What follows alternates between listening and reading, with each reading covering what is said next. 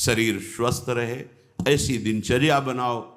2 बार, 1 बार, 3 बार, जितने में तुम्हारा प्राण पोषण होता है थोड़ा थोड़ा ले, पर वो भगवद अर्पित करके। सेवक जी महाराज कह रहे, इसीलिए उनकी बुद्धि कच्ची रहती है। बिना स्नान किए खाना पीना, या स्नान करके सीधे केवल भोजन अर्पित करने की बात ही नहीं मन में आई। बहुत ध्यान देने योग्य, ये कच्चाई दूर हो जाएगी।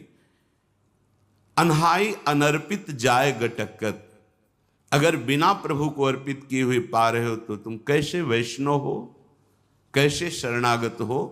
वही तुम्हारे को बंधन में बांध देगा, अर्थात तुम्हारी बुद्धि में वही स्फुरणा होगी जो मायाकृत भोगों में आकर्षण पैदा करके तुम्हारे हृदय में तृष्णा कामना की आग लगा देगी। अगर भगवद अर्पित प्रसाद है तो इन वासनाओं को नष्ट करता है। काहे को अपनी बुद्धि को भ्रष्ट करोगे? बिना भगवद अर्पित किए हुए जो भी पाया जाता है वो पाप पाया जाता है, ऐसा संतों ने कहा है, ऐसा भगवान ने भी गीता जी में कहा है। कितना समय लगता है? बहुत सहज बात है, आपको बहुत जल्दी है। तो जो पदार्थ आपके हाथ में आया है पाने के लिए, आपके सामने है, एक क्षण शांत होइए, स्मरण कीजिए आराध्य देव का, भावना कीजिए कि हमारे हृदय में भी विराजमान है। और जय हो राधा वल्लभ लाल की जय हो, प्रभु पाइए और बस पा लिए, हो गया। बहुत जल्दी है तो आप कहीं ऐसी जगह जहां छवि नहीं विराजमान, ठाकुर पास नहीं, ये उपाय कीजिए। अगर घर में है, बहुत जल्दी है, तो आप दृष्टि भोग लगा दीजिए। सामने गए, थाल दिखाई, 2-4 नाम लिए, प्रणाम किया, आगे समय है विराजमान करके एक पद गाया, भावना कर रहे प्रभु पा रहे, फिर आचमन कराया, फिर प्रसाद। आपका जीवन भगवत समर्पित जीवन, शरणागत जीवन। फिर आप मनमानी आचरण कैसे? एक बूंद पानी भी अमनिया नहीं होना चाहिए अपनी जिह्वा में, प्रसादी ही पाना चाहिए। जल भी पाना है तो पहले लिया, राधा वल्लभ लाल की जय, अर्पित किया, फिर पिया। आस करें विषयीन के आगे, जो देखे में जोरत हाथ लटक कर। विषयी पुरुषों के आगे हाथ जोड़ते हुए, हाथ लटकाते हुए देखने को मिला। सेवक जी महाराज कह रहे, महालक्ष्मी जिनके चरणों को निरंतर सहलाती रहती हैं, चरण चापती रहती हैं, और भगवान अपने चिंतन में निमग्न रहते हैं, उधर दृष्टिपात भी नहीं करते, ऐसे प्रभु के दास कहलाकर आप अन्य विषयी पुरुषों के आगे हाथ फैलाएं। भक्त कभी ऐसा नहीं कर सकता, चाहे वो गृहस्थ हो चाहे विरक्त हो, वो भगवद आश्रित है। अगर ऐसा है तो भगवद आश्रय नहीं है, ऐसा नहीं है। जिसके हृदय में नाम चल रहा होता है वो परम धनी है। भुगतें देहि न जाचहि, पोषण भरन न चिंत कराएं। जो शरणागत जन है, जो भगवत प्रसाद से मिला, यथा लाभ संतोष सदा, काहू सो कछु न चाहोंगो, आनंद लेते हैं, उसी में संतोष करते हैं। अगर जरूरत पड़ी तो उसमें से भी दूसरे को दे देते हैं, पर न जाचहि। ऐसे करना भक्तों का स्वभाव नहीं होता। ऐसे करने का मतलब है स्वामी को पहचाना नहीं। जिनकी तुम शरण में हुए उनको तुमने माना नहीं, ऐसी जरूरत ही नहीं पड़ती। भक्तन पाछे यूं फिरे ज्यों बछड़ा संगाए, चाहे वो गृहस्थ भक्त हो चाहे विरक्त भक्त हो, गृहस्थ भक्त हो चाहे विरक्त भक्त हो। आस करें विषयीन के आगे, ऐसे करके मांगना दे। ये ना शरणागति का लक्षण है, ना ये किसी उपासना का भाव, ये केवल वासना है, वासना। ऐसे जिस स्वामी ने पलक झपकते अनंत ब्रह्मांडों की रचना कर दी, किसी के सहयोग की जरूरत नहीं पड़ी, उन स्वामी का सेवक हूं। अगर वो आज हमें भूखा रखना चाहते हैं तो हम विविध प्रकार के पदार्थों के पाने से जो सुख होता है उससे भी अधिक सुखी रहेंगे। आज हमारे स्वामी की इच्छा है आज हम भूखे रहें, तो हमें नहीं चाहिए 56 भोग। अगर हमारे स्वामी की इच्छा है नमक रोटी, वो हमारे लिए अमृत है। विश्वास करो, राजी होना सीखो अपने प्रभु के विधान में, जीवन मंगलमय हो जाएगा। ये आवश्यकताएं, ये चाह, ये वासनाएं इतनी मत बढ़ा लो कि तुम प्रभु को भूल जाओ और संसार की इस भूल भलैया में भटक पड़ो। ये भटकन मिटाने के लिए मनुष्य जीवन मिला है। केतिक आयु केतिक सो जीवन, काहे विनाशत काज हटकत। अरे भाई, कितनी आयु है तुम्हारी? शरीर तो छूटेगा ना। कितना जीवन है तुम्हारा? इसे तुम कलंक लगा रहे हो शरणागति में, दूसरे के आगे हाथ जोड़कर मांग करके, अन्य भरोसा करके, अन्य आश्रय रख करके। कितना जीवन है तुम्हारा? और एक सिद्धांत बता दे, यदि आपने चालबाजी से, कपट से जीना सीखा है तो पूरे जीवन इसी से जी पाओगे, दूसरा रास्ता नहीं रहेगा।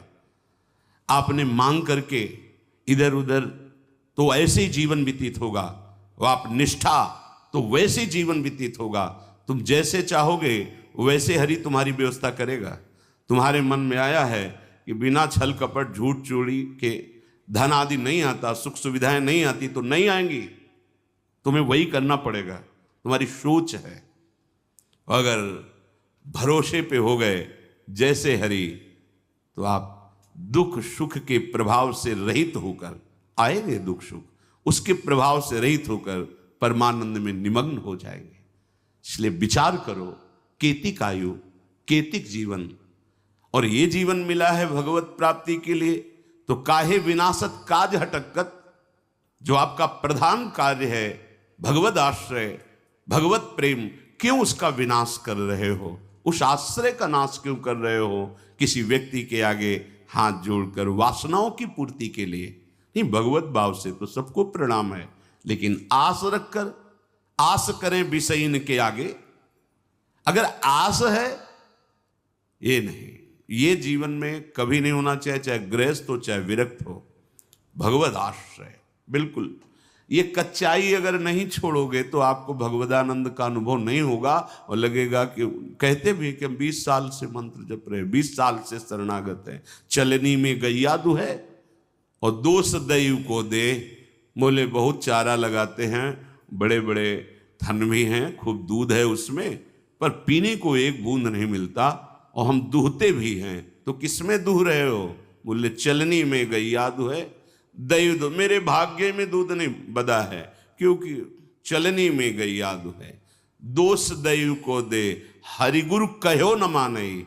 ये तुम्हारी कच्चाई तुम्हें परमानंद से विमुख कर देगी। साधन करते हुए भी ये असाधन वृत्तियां भगवदानंद का अनुभव नहीं होने देती। हां, यदि हमें कोई भी शरीर निर्वाह की आवश्यकता है, कोई भी हमारी कर्तव्य पूर्णता की आवश्यकता है, तो हम अपने प्रभु से प्रार्थना करते हैं कि आप देख लेना, आपको जैसा लगे आप संभाल लेना।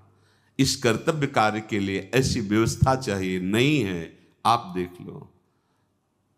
हमारे जो भी हैं, हमारे आराध्य देव हैं, जैसे गोस्वामी जी कह रहे, बने तो रघुबर ते बने और बिगड़े तो भरपूर, तुलसी औरन ते बने ताबन वे पे दूर। हमें लगता है सबको याद होगा ये बात, सैकड़ों बार सुना तो याद होगा। तो याद होने से क्या है, जीवन में उतारिए इसको अपने आराध्य देव से, बस।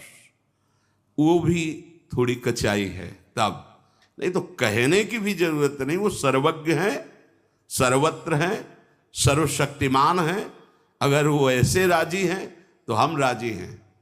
बस सबसे बढ़िया सूत्र उपासनक है, जोई जोई प्यारो करे सोई मुहिम। हम राजी उसी में जिसमें तेरी रजा है।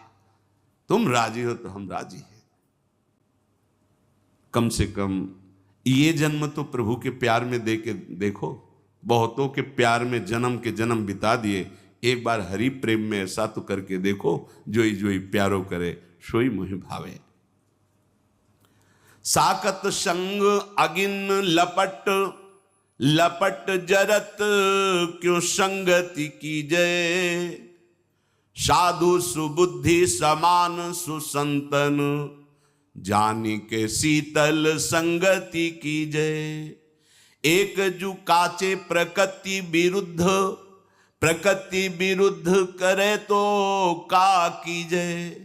जे आगे के दाझे गए भज पानी में, पानी में आग लगे तो का कीजय। बहुत सुंदर बात सेवक जी महाराज कह रहे हैं। पहले किसी भी व्यक्ति से जिससे मिलना है हमें बहुत सावधान। संग का रंग बहुत जल्दी चढ़ता है, उतरता बहुत मुश्किल से है। आसक्ति होने में देर नहीं लगती, पर आसक्ति है वो जाने में फिर बहुत ही कष्ट होता है। आसक्ति कहीं भी आ सकती है, किसी भी वस्तु व्यक्ति स्थान से आ सकती है, लेकिन जाने में, आसक्ति छोड़ने में जन्म के जन्म व्यतीत हो रहे, नहीं छूट पा रहे। शरीर आसक्ति, भोग आसक्ति, शरीर संबंधियों की आसक्ति। अगर हमें किसी व्यक्ति का संग करना है, संसार में रहना है तो संग होंगे, हम हृदय को बचा के रखें। हृदय पर प्रभाव नहीं पड़ना चाहिए। कोई विषय है, बहिर्मुख है, भगवद विमुख है, आप व्यापारी हो, नौकरी में हो, ऑफिस में हो, तैनात है, आपको बात करना है, व्यवहार करना है, पहले बचना है तो सबसे पहले उस व्यक्ति में भगवत भाव कीजिए। व्यवहारिक जिस कर्तव्य में लगे हो ठीक उतना उत्तर दीजिए, उसको बोलने दीजिए, अंदर से नाम जपिए, आपका कोई नहीं बिगाड़ सकता। अगर आप भगवत विमुख को भगवत भाव रहित तो हो करके संग करोगे तो कह रहे हैं आग की लपट है, तुम्हारे सारे सद्गुणों को जला देगी। एक दुर्गुण आया कि उसके भाई काका चाचा सब आ जाते हैं। एक दोष प्रकट हो जाए, ये मानस रोगों में है, एक रोग आ जाए तो सब आ जाएंगे।